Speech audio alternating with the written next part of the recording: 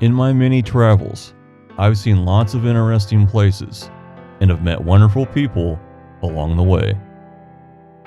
People willing to tell a story and share a part of their life with me.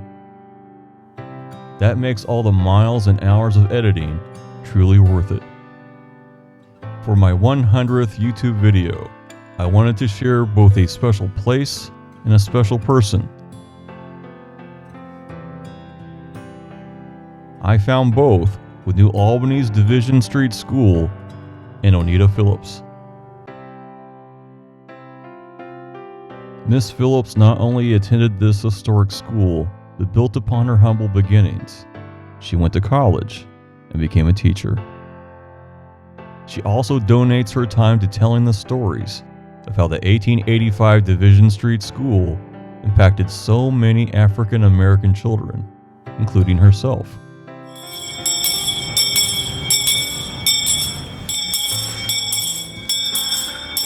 This was a school for black children from 1885 to 1946. The teacher had to ring the bell so they could hear it from every direction, because in that way they know it's time to come to school.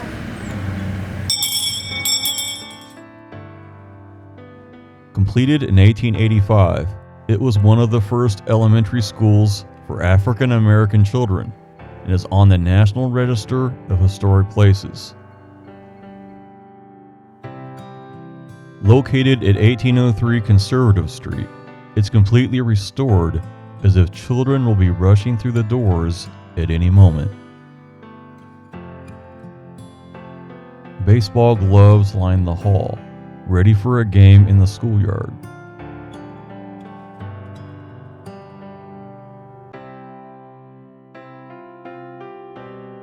A large coal-burning stove sits ready to keep students warm during cold Indiana winters.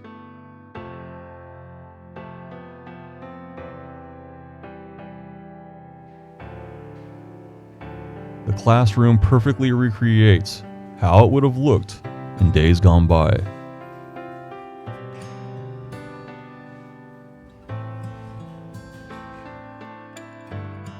Kids were taught how to read, write in cursive, arithmetic, geography, and so much more. But more importantly, they were given inspiration and were taught how to achieve. Back in 1885, owning books was a luxury that most kids couldn't afford, but the school gave them the tools they needed to learn. The original wood floors echo the footsteps of past students, a stepping stone to their future. The other side of the school has many exhibits. They tell the stories of how this place changed lives.